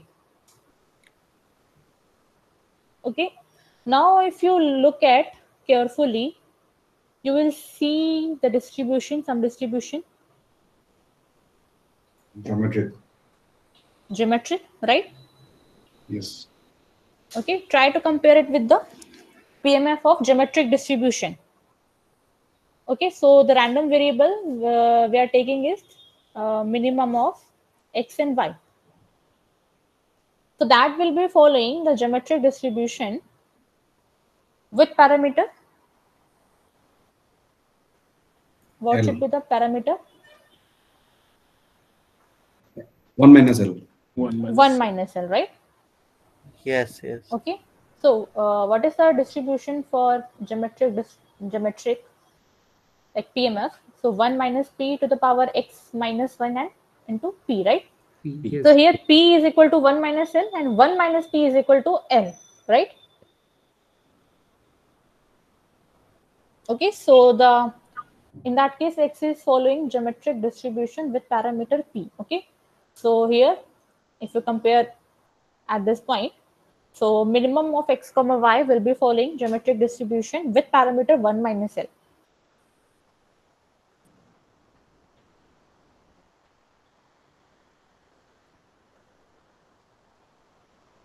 Is it clear now?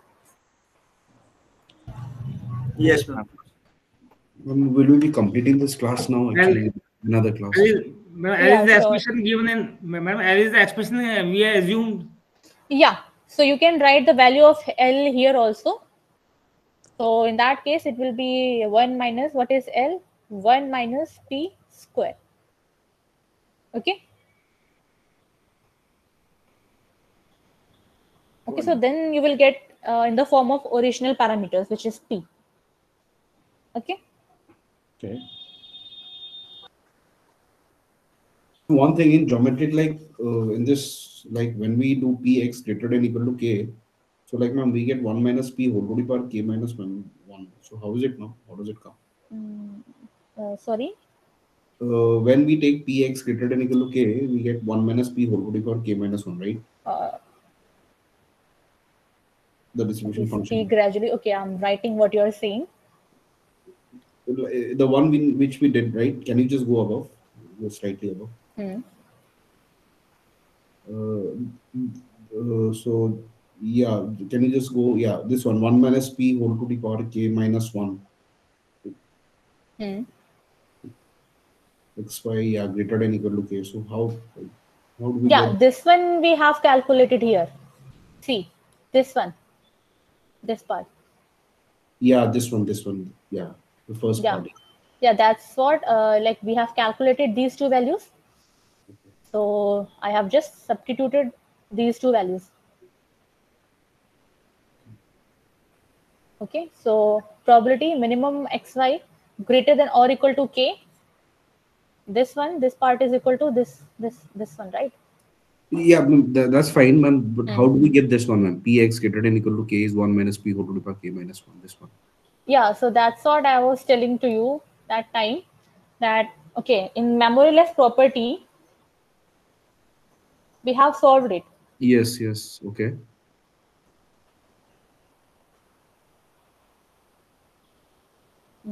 Yes, here. Okay, so if you take, okay, so here we have probability x is greater than n. Okay, right. So we got 1 minus p is to the power n. Right. Okay, so if you take probability x is greater than or equal to n, then you will get that value. Okay, so now what we have to do? So here we have started the summation from n plus 1. In that case, you will have to take x is equal to n. Okay, so if you solve it by taking x, the summation starting from n to infinity, you will get that value. Okay, that's what I was telling, that we have solved this part in memoryless property. So we I will just consider the x equal to n plus n to infinity. Okay, fine, got it. Yeah, so there we will take n to infinity, because there we have and we'll probability x greater than or equal to n. Okay. Thank you. Yeah. So similarly, you will get that value.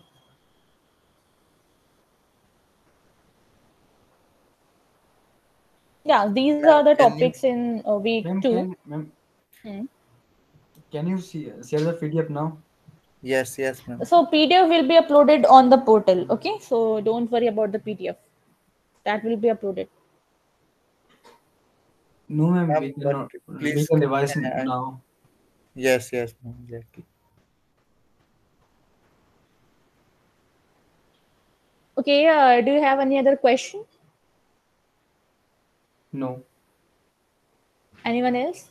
Ma'am, can you please explain the question number 13 of week 1 graded assignment?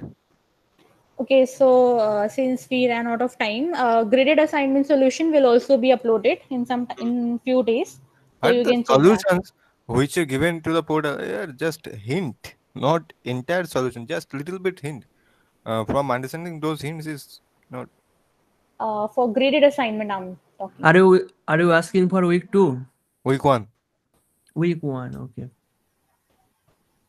Because one question I have got wrong in the week 1. I think the solution for graded assignment is not uploaded yet, right? Yes, not Okay. Yes, uploaded. ma'am. But from my previous experience in Stats 1, the solutions are not that much good enough. Okay, wait for stats 2, and if you don't understand by the solution, you can ask in the sessions. Okay. Yeah. Okay. Already, like you guys will be having another class also, so Okay, let's I'm wrap up the concluding. session, ma'am. Yeah. So, anyone has any doubt, any question from this topic from the week 2?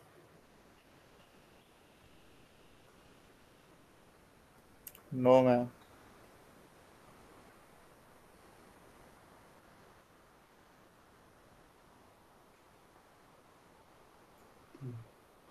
Okay, then Thank we you. can end the class.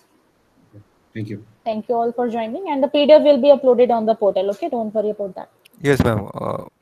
Upload it as soon as possible. Yeah, sure. Yes, ma'am, because we will have to revise it. Yeah. Thank you, ma'am. Thank you, everyone. Thank you, you, ma'am. ma'am. Thank you.